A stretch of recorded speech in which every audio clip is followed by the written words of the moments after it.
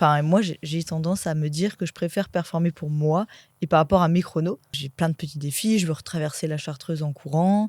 Je l'ai fait en vélo. Pourquoi pas Beldon, donc le massif d'en face. C'est aussi des défis que tu peux aussi partager avec des personnes. J'avais tellement peur que je me souviens, j'avais fait un semi-marathon une semaine avant pour me prouver que j'allais être capable de le faire. En fait, j'avais tellement pas confiance en moi que je voulais me dire ah non, mais c'est bon, tu vas y aller. Et vu que tu l'as déjà fait une fois, tu vas pouvoir le faire une seconde fois.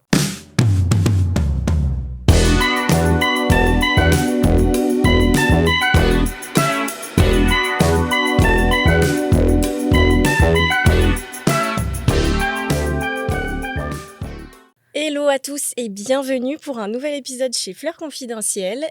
Déjà, merci beaucoup à toutes et tous pour votre engagement, pour tout ce que vous avez partagé, pour tous les retours. J'ai eu que des très bons retours et je suis ravie que ça plaise à beaucoup d'entre vous.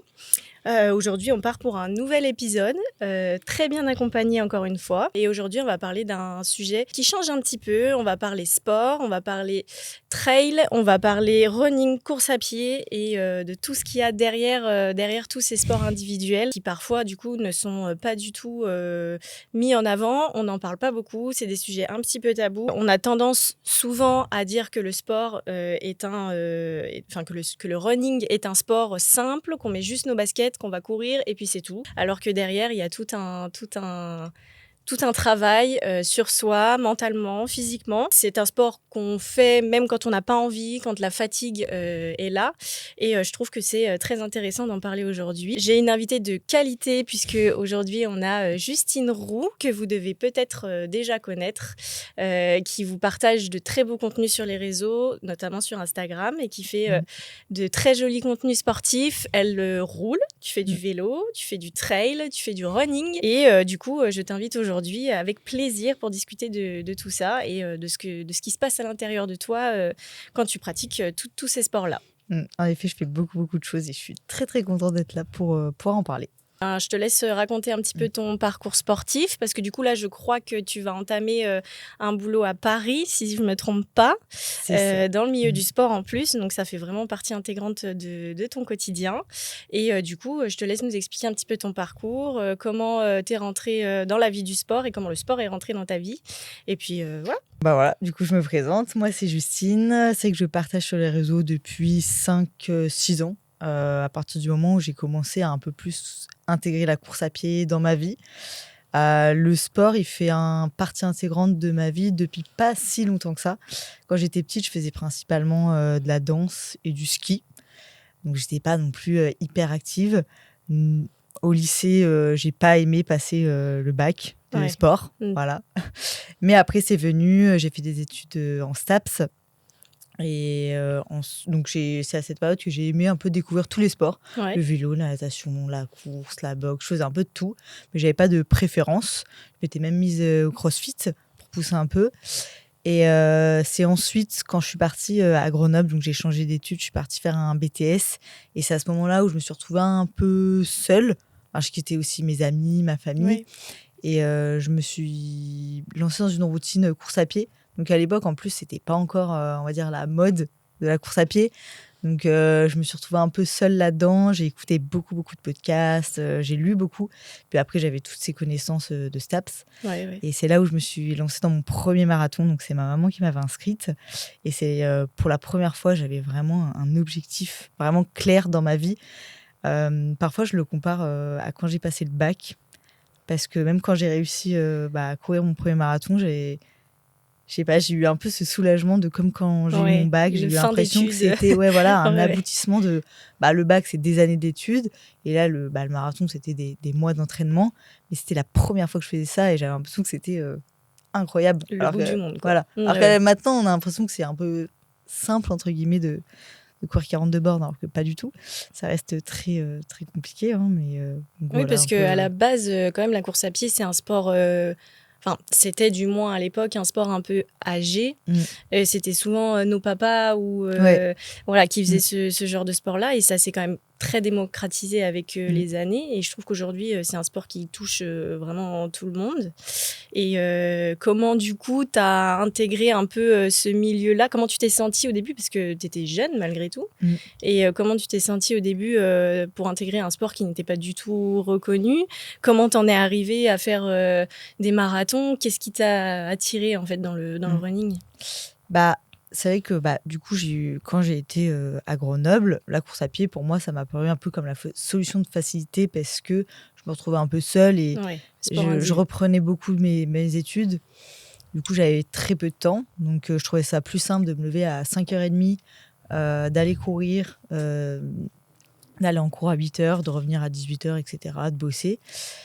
Et donc, c'est que c'était pas encore trop à la mode, il n'y avait pas trop encore les réseaux sociaux. Donc, c'est pour ça que j'ai dû aller prendre un peu des informations de partout. Ouais. Et c'est que le marathon, quand j'en parlais, on me disait, mais marathon, c'est pour les gens de 40 ans. Petite anecdote aussi, moi, marathon de Paris en 2022, il y avait 30 000 participants. Aujourd'hui, cette année, en 2026, il y en a plus de 60 000. Ouais. Donc, c'est le double. Ouais, c'est clair. Et on pourra en parler aussi tout le long pendant ce podcast. Mais c'est que maintenant, j'ai l'impression qu'on banalise aussi un peu ces longues distances. Ouais.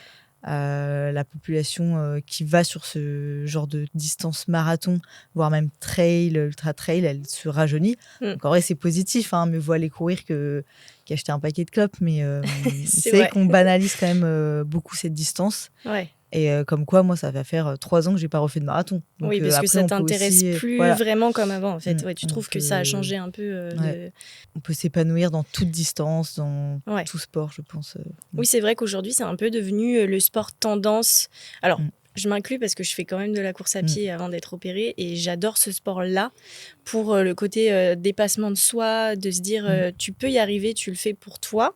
Mais je trouve qu'il y a une petite connotation négative aujourd'hui dans la course à pied où c'est ultra tendance sur les réseaux sociaux, c'est absolument montrer que j'ai couru 42 km, peu importe le temps, mais du coup, je trouve qu'il y a une petite connotation de tendance, de mode qu'il n'y avait pas avant dans la course à pied, quoi.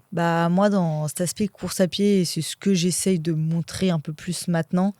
Mais c'est que même moi, j'ai l'impression maintenant d'être un peu une impostrice sur les réseaux parce que je fais pas un peu comme tout le monde. Enfin, ce que j'essaie quand même de montrer, c'est qu'on peut avoir cette performance chacun de notre côté, quel que soit notre sport et notre distance. Moi, je veux que les gens ils comprennent que déjà 42 km, par exemple, il n'y a que 0,1% de la population qui fait ça, mais qu'en fait, on en fasse 5, 10, 42 ou 180 en montagne, ça reste une performance incroyable, mais qu'on peut aussi... moi, j'ai tendance à me dire que je préfère performer pour moi et par rapport à mes chronos. Par exemple, là, en ce moment, j'essaie de faire des petits défis, que ce soit en vélo, en natation. Voilà, je ne sais pas si vous avez vu sur ses réseaux, mais elle tire un petit bout de papier tous les... Ça dépend, quand j'ai un peu le temps. Quand t'as le temps. Par exemple, la dernière fois, je suis allée faire 5 km de natation. Alors, pour un triathlète, c'est de la rigolade. Pour quelqu'un qui nage pas du tout, ça peut être impressionnant.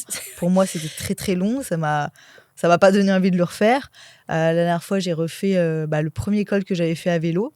Parce que, par exemple, quand j'ai débuté le vélo, comme quelqu'un commence la course à pied, j'ai pas du tout fait de la bonne manière. Mais en fait, c'est comme ça aussi qu'on apprend. J'ai plein de petits défis. Je veux retraverser la Chartreuse en courant. Je l'ai fait en vélo. Pourquoi pas Beldon, donc le massif d'en face. C'est chouette. Et en fait, et au fur et à mesure du temps, ça se trouve, je vais avoir des idées comme ça, je vais les mettre, je vais les faire. Mais pour toi. J'ai pas, pour moi. Mais c'est aussi des défis que tu peux aussi partager avec des personnes. Et tu n'as pas besoin d'aller d'acheter un dossard, etc. Alors, on néglige pas les gens qui le font parce que je trouve que c'est quand même un chouette engagement. Et puis, c'est un beau défi de pouvoir faire un marathon. Moi, j'ai fait des très belles courses et j'en referai, je pense, parce que j'aime ça aussi. Enfin, t'as le partage, t'as tout, quoi. C'est vrai que l'ambiance aussi dans ces genres de courses-là, elle joue énormément. Et du coup, dans ce milieu du sport, j'imagine qu'il y a ta maman qui a beaucoup compté pour toi. Tu disais qu'elle t'avait inscrite pour ton premier marathon, c'est ça ? C'est ça, ouais. Et du coup, est-ce que c'est elle qui t'a vraiment donné le goût du sport ou de la course à pied ? Comment ça s'est passé ? Ouais, pour être, on va essayer d'être bref, moi, je me suis mis un peu dans le monde du sport au lycée avec elle, parce que c'était bien un truc de maman d'aller faire de la Zumba, du CAF, etc., abdos fessiers. Et j'ai commencé un peu à aimer. Elle avait des amis qui couraient un peu. Elle m'avait dit, ah mais tiens, ma première course c'était Grenoble-Vizille. Donc c'était un semi-marathon. J'avais tellement peur que je me souviens, j'avais fait un semi-marathon une semaine avant pour me prouver que j'allais être capable de le faire. Ah Donc de ne pas reproduire, hein, faut pas faire ça, surtout quand on commence. Surtout une semaine avant. Voilà. Mais en fait, j'avais tellement pas confiance en moi que je voulais me dire, ah non, mais c'est bon, tu vas y aller. Et vu que tu l'as déjà fait une fois, tu vas pouvoir le faire une seconde fois. Et donc après, voilà, j'ai mis 3 ans en STAPS où je courais, mais voilà, c'était juste avec les copains avant de sortir au bar, etc. Ouais. Et quand je me suis retrouvée du coup seule à Grenoble, on avait vu le marathon de Paris et à la télé, elle m'a dit, ah bah vas-y, fais-le. Je suis bon, mais un marathon et tout, c'est énorme. Et je me suis dit, bah allez, c'était un peu un moment quand même où je manquais de confiance en moi. Donc elle m'a inscrite. Et c'est là où j'ai commencé ma première prépa, à suivre vraiment un plan, parce qu'avant, je m'entraînais quand même un peu... comme ça, quoi. Bah voilà, juste pour me défouler. Donc c'est là où j'ai commencé à apprendre à courir lentement, à faire des séances, à essayer aussi de mieux manger derrière, de bien dormir, de comprendre aussi comment il fallait que je cours, enfin à prendre conscience vraiment de l'entraînement. Ouais. Par exemple, qu'en fait, pour courir un marathon, il ne fallait pas forcément que j'en cours 35 km avant, enfin des choses comme ça assez basiques. C'est vrai qu'on ne connaît pas du tout les dessous.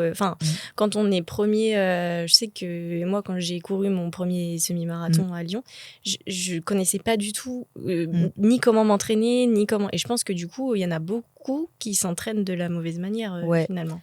Et puis, le risque de mal... Il n'y a pas vraiment de risque de mal s'entraîner, mais c'est juste que si tu t'entraînes mal, tu peux quand même plus rapidement te blesser. Ouais. Tu peux aussi te dégoûter. Et du coup, ça te dégoûte d'un sport que, en fait, c'est juste que tu as mal fait les choses. Ouais. Mais voilà, après, je pense que selon les périodes, il faut relativiser. Parfois, il faut s'écouter, mais parfois, il faut quand même essayer de bien cadrer. Ouais. Et moi, du coup, c'est ce que j'avais fait pendant ce premier marathon. Et donc, avril 2022, premier marathon, je fais exactement le temps... Et ta maman court avec toi? Non. Elle était là. Sur le bord de la route. Elle était là. Oui, elle était là.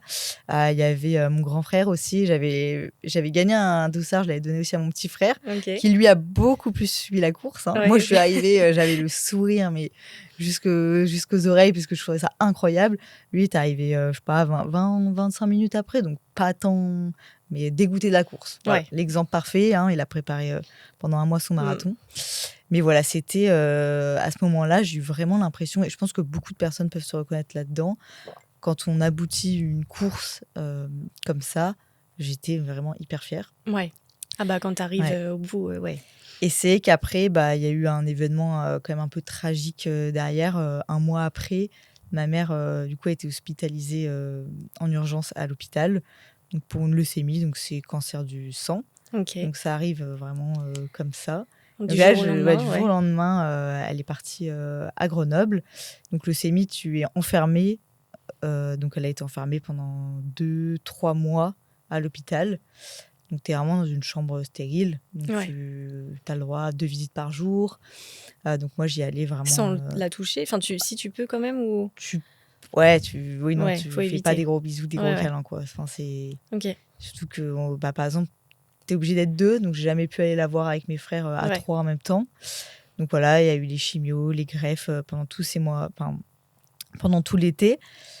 Donc ça a été quand même une période compliquée. Après, le sport m'a aidée, je pense, dans cette période, mais pas tant. Parce que je pense que... là, si les personnes m'écoutent et qu'ils ont un problème comme ça dans leur vie, moi, j'ai un peu tout gardé pour moi. Ouais. J'en ai parlé à personne parce que je me disais, en fait, ça va passer. Enfin, c'est pas... Ça va être 2 mois. Les cancers, ça se soigne. Ça ira. Enfin, c'est pas... T'as pas besoin d'aller alarmer les gens. T'as pas besoin... Moi, je suis quelqu'un qui aime pas me plaindre. Je vais pas aller me plaindre que ma maman elle est à l'hôpital. Enfin, c'est pas grave, il y a pire. Est-ce que tu regrettes En vrai, oui, je regrette beaucoup. Ouais. Parce que du coup, en septembre, elle nous a quittés brutalement. Voilà, on avait fait les greffes. Mon frère a fait une greffe de moelle osseuse à ma maman et ça n'a pas fonctionné. Et donc, elle nous a quittés un matin. Donc moi, j'étais pas là. Mais je pense qu'au fond de moi, je m'y attendais. Mais pas tant que ça, finalement. T'es jamais prêt. T'es jamais prêt à ça. Je pense que beaucoup de gens ne se rendent pas compte. Et c'est que du coup, vu que j'en avais pas parlé autour de moi, J'ai attendu, je pense, un soutien derrière que j'ai pas eu. Ouais. Mais après, parce que ça peut être aussi compliqué. Enfin, perdre sa maman ou son papa à 22 ans, c'est pas non plus. C'est le pilier de ta vie. Voilà, et puis c'est pas récurrent. Enfin, je veux dire, il y a peu de personnes qui le Oui, vivent. c'est clair. Hein. Et puis, tu as l'impression de perdre une partie de toi. Ouais. Sa maman, c'est son pilier, d'autant plus Ouais. que je crois que tu avais une situation un peu compliquée. Ouais. Bah, moi, ma maman, c'était tout. Hein. C'était ma meilleure amie, ma sœur, Voilà. ma Et confidente. Je lui parlais tous les jours. C'est vrai que ça faisait 5 ans que moi, j'ai pas des très bonnes relations avec mon papa non plus. ouais. Mes 2 frères, en fait, face à ça, eux, ils avaient leurs copines, leur situation professionnelle stable. Et moi, j'étais vraiment un peu au milieu, perdue. Voilà, j'étais là, mes études, c'était un peu flou. J'avais perdu quand même pas mal de copains à moi, donc j'avais très peu confiance en moi. J'avais pas de copains non plus. Et en fait, Tu t'es toute sentie... ma vie reposait sur elle. Ouais. Et je pense que sa vie reposait aussi sur la mienne, Mm. dans le sens où on était le yin et le yang. Elle aussi, ça allait pas trop dans sa vie. Et donc, c'est que moi, une semaine avant qu'elle parte, je lui avais dit je me sortirais presque orpheline si tu pars. Tu t'es sentie abandonnée. Ah bah oui. Mais après, je sais que c'est pas... Elle, je pense qu'elle avait pas la force pour Oui. se battre. Donc après, les premiers mois, c'est difficile. Ça l'est toujours aujourd'hui. Comme je disais, les mois qui ont suivi, je pense que j'ai pas utilisé le sport de la bonne manière. Mm. Et je pense que je peux ne pas être la seule. C'était ma question. Tu l'as utilisé plutôt comme un échappatoire Ouais. ou t'étais plus dans la performance? C'était vraiment échappatoire. Je pouvais courir 2 fois par Endurant, jour, quoi. tous les Ouais. jours, en fait. Donc, Ouais. complètement débile. Ok. Après, je m'étais fait une petite blessure. Donc, je me suis dit, réveille-toi. Parce qu'en fait, je me suis rappelée, je me suis dit, bah, déjà, ta maman, elle se souvient de toi sportive, mais une sportive en bonne santé, qui sait ce qu'elle veut. Donc, j'ai essayé de reposer les bases et de me dire, bah, pourquoi tu veux courir? Donc voilà, j'ai repris doucement. J'ai refait le marathon de Paris une 2e fois et là, j'ai pas pris de plaisir du tout. Je me suis dit, bah, en fait, c'est pas forcément ce que tu voulais refaire. Ouais. Ça a pris un peu plus de temps. J'ai fait du trail l'été. J'ai fait ma première Saint-Élion en novembre, après. Et tu l'as fait pour ta maman, celui-là? C'est ça. En fait, j'aime toujours trouver du sens dans les courses. Par exemple, la Saint-Élion, pour moi, c'était l'opposé de ce que je voulais. C'est-à-dire que c'est une course longue, 80 km, du trail. Oui, c'est pas forcément ce que j'aimais de base. Il fait froid. Moi, j'ai la maladie de Raynaud, donc ça me fait un peu peur. Et je m'étais dit, bah vas-y, si tu fais ça, tu lui prouveras que tu sais faire des choses dont même elle t'aurait dit, mais t'es folle. T'es folle. Et tu l'as fait. Et je l'ai fait. Et anecdote, je l'ai refait 3 fois. Parce qu'au final, cette course, beaucoup de gens peuvent dire, bah, en vrai, c'est une course, tu cours de nuit, tu vois rien. C'est pas vraiment du trail, c'est pas vraiment de la route. Mais pour moi, c'est un peu la course avec les étoiles. Tu cours avec les étoiles dans le ciel, voilà. Ce jour-là. Et chaque année, je recours avec des personnes différentes. Là, cette année, j'avais un ami qui avait perdu son papa 2 semaines avant. Et c'est pour ça que j'y suis allée. Sur cette course, je pense toujours aux personnes qui sont là-haut et qui nous regardent. Donc voilà, c'est des courses comme ça qui ont du sens. 1 an après, j'en ai beaucoup parlé sur mes réseaux. J'ai fait les 100 km de Millau. Oui, alors je reviens juste sur la Saint-Élion. Ouais. Tu m'avais expliqué que tu l'avais fait 3 fois et que à chaque fois, donc la première fois, tu avais fait un temps, puis le deuxième, encore mieux, et la troisième, encore mieux. Ouais. Et finalement, celle que tu retiens, c'est la première. Ouais, ça restera la première. Malgré du coup le fait que ce soit celle où tu as le moins bien performé. Mais je tiens à dire quand même qu'aujourd'hui, dans le sport, c'est pas toute une histoire de chrono. Ça va bien au-delà de ça. Alors oui, il y a le chrono, on a envie de faire mieux, on a envie de se dépasser et tout. Mais je pense que avant tout, la course à pied, c'est un sport où tu peux t'échapper, où tu peux te prouver à toi-même que tu es capable de courir, Puis on a la chance aujourd'hui d'avoir des membres qui fonctionnent, ça, genre en fait, des jambes pour courir et tout.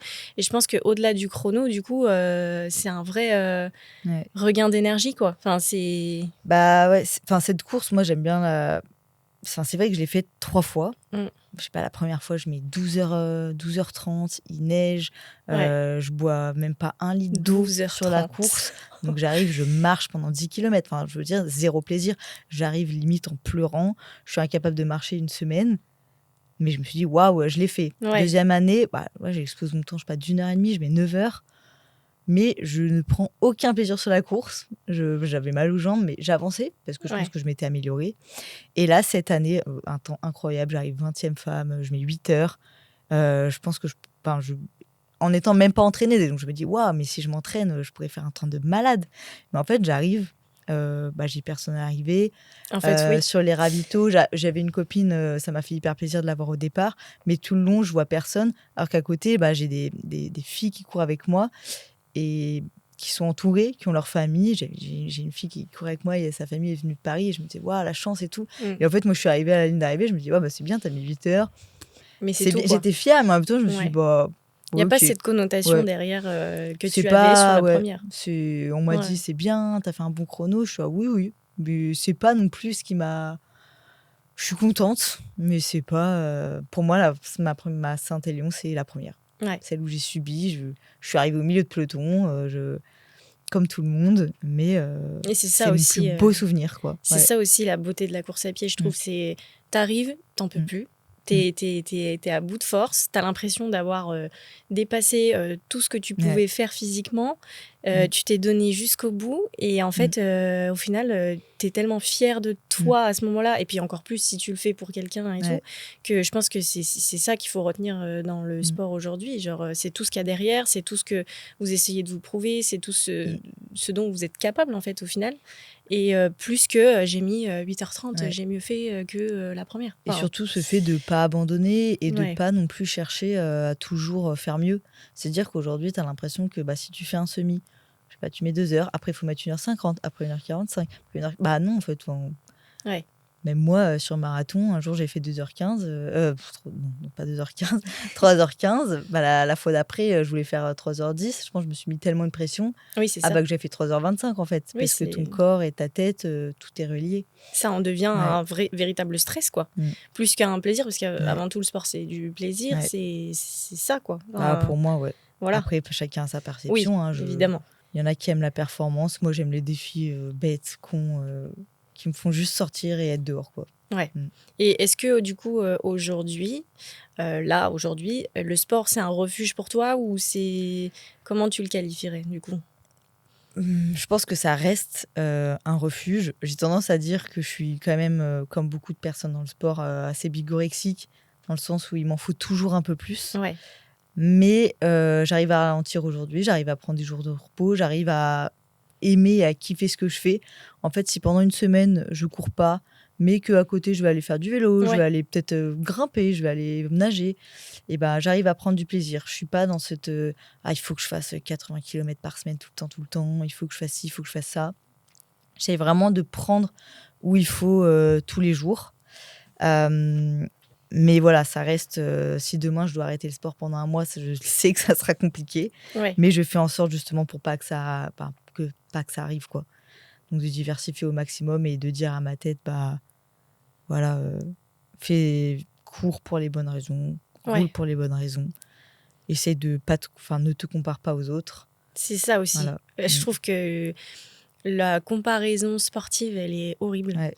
Je prends un petit peu mon exemple parce que je viens de me faire opérer, qu'avant je faisais énormément de sport. Et du coup, tu passes, quand tu te fais opérer, il y a ça aussi, parce qu'il y a l'histoire de la blessure chez un sportif, où tu te blesses, tu dois te faire opérer, derrière tu reprends à zéro.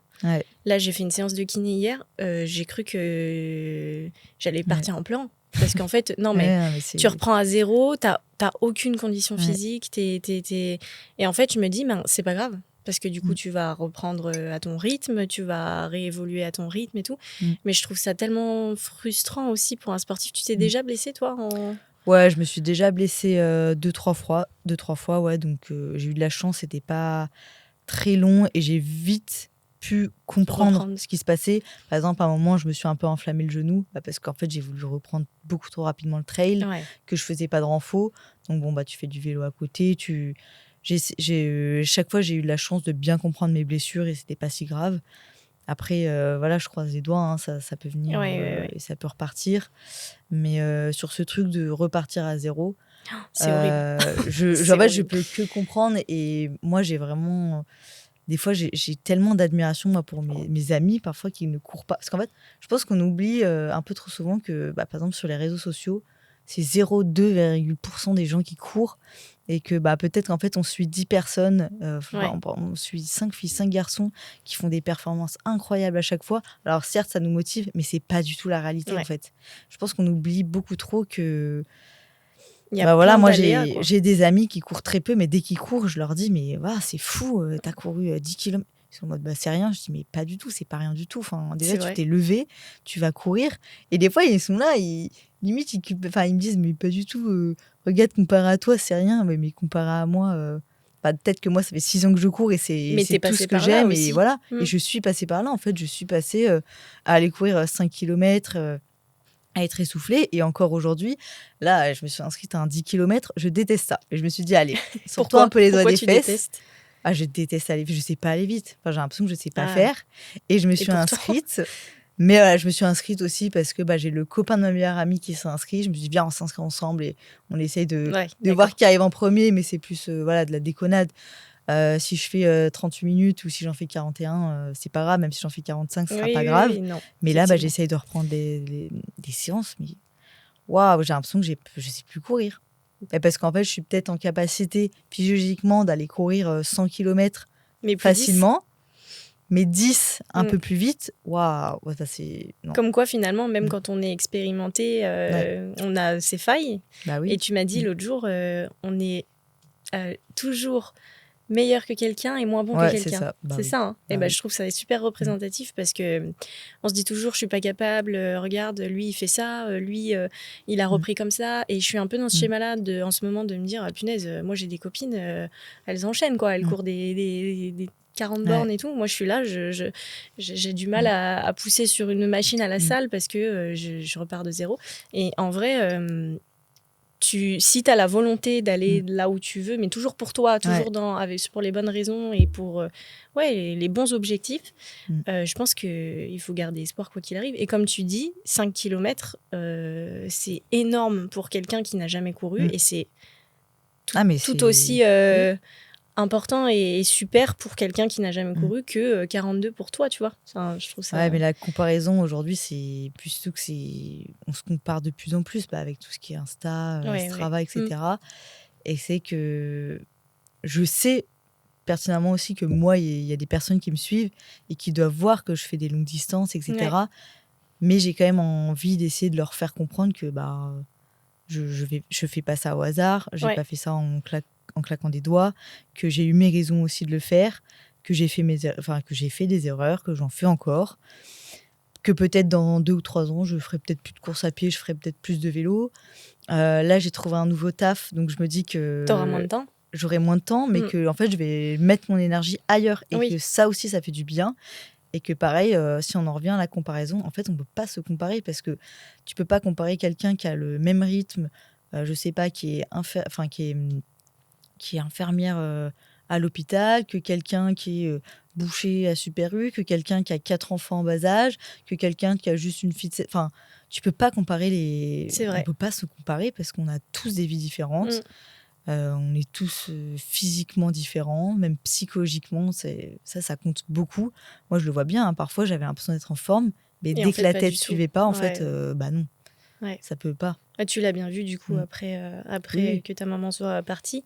Et est-ce que aujourd'hui tu te sens mieux ou est-ce que tu sens mieux dans ta vie sportive puis dans ta vie en général, ou est-ce que tu te dis encore des fois là je cours pour maman, je le fais pour elle, et est-ce qu'il y a une petite c'est que moi on me demande souvent à quoi je pense quand je cours, et honnêtement en fait je pense à rien. Et c'est pour ça que j'aime courir. Parce que j'ai l'impression que quand je cours, que je vais faire du vélo, que je vais nager, je pense plus à rien.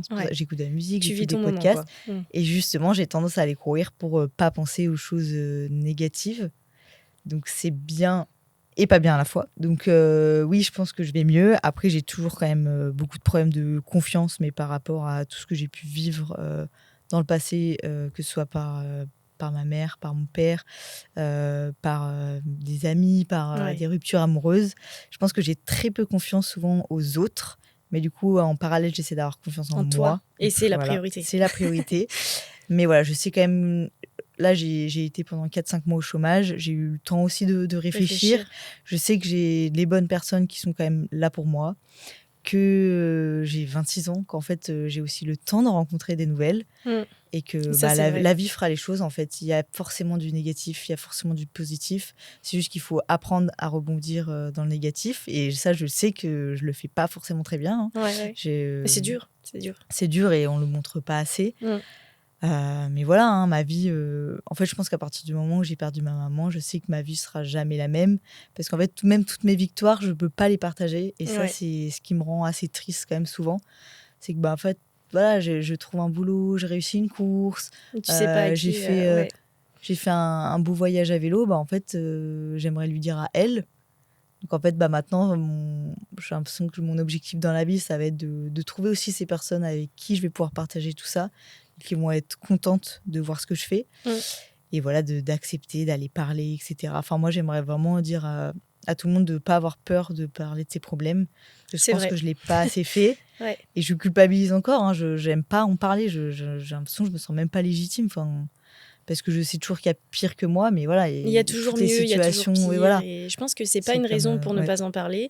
Et c'est aussi pour ça que je fais ce podcast-là, pour pouvoir essayer de démocratiser un peu tout ça et qu'on puisse prendre la parole de la meilleure façon qui soit.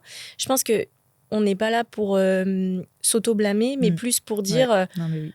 J'ai vécu ça et il y a des milliards de personnes qui vivent la même chose et qui ont eu la même gamberge que toi à se dire non, je n'ai pas très envie d'en parler parce que bon, il y a pire que moi et tout. Et franchement, j'ai consulté des professionnels dans ce milieu-là qui m'ont dit il n'y a pas à avoir peur de dire ce qu'on en pense et au contraire, si ça permet de te faire avancer dans ta vie, en fait, c'est tout bénef, quoi. Non, mais c'est qu'on ne s'en rend pas compte. Mais aujourd'hui, qu'on soit jeune ou pas, perdre quelqu'un, avoir une rupture amoureuse, avoir une rupture amicale, en fait, c'est des choses, peu importe la personne, ça peut avoir des impacts très, très négatifs, je pense, plus tard. Mais ça construit. Ça construit. Enfin, moi, on m'a répété souvent, me dire non, mais ça va t'aider, tu vas devenir fort. Alors, oui et non. Oui, je deviens forte, mais ça reste quand même... Quand tu perds ta moitié aussi, ça reste difficile. Hein. De toute façon, après, il faut avancer. Hein, il faut vivre avec. Mais ça te forge. Ça rend beaucoup plus mature que ce qu'on ne pense. Ouais. Oui, je pense que au fond de moi, je sais des choses que... Enfin, j'ai assez de recul sur plein de choses que, en fait, si tu l'as pas vécu, tu peux pas... Tu le sais pas, oui. Voilà, oui, c'est clair. Merci beaucoup, Justine, merci à toi. pour ta venue, parce que je trouve que c'est aussi un sujet hyper important, le milieu du sport, et tout ce qu'il y a derrière, parce qu'on n'en parle pas beaucoup. On parle de la performance, mais pas de tout ça. Et je suis très contente aujourd'hui que tu aies pu partager ce moment-là et que tu nous partages ton expérience en tant que grande sportive. Et du coup, merci à toi. Et j'espère que du coup, beaucoup de gens iront voir ton contenu ultra positif merci à toi et j'espère vraiment que moi si j'ai un mot à dire, c'est aller dehors, faites marcher, randonner, courir, nager, aller faire de la boxe, du pilates, faites vraiment ce qui vous fait plaisir. N'essayez pas vous rend heureux. Voilà, ce qui vous rend heureux. N'essayez pas de vous comparer, faites ça pour vous. Peu importe, il y a pas de la performance, elle est pour soi-même, le plaisir il est pour soi-même, mais le plaisir doit rester aussi partagé. Tu as tout à fait raison. Merci beaucoup à tous d'avoir regardé ce nouvel épisode et n'hésitez pas à vous abonner sur du coup Fleurs Confidentielles. On est présent sur Instagram, TikTok et YouTube et aussi sur Spotify en version audio. Donc je vous invite à nous suivre pour continuer l'aventure tous ensemble. À bientôt.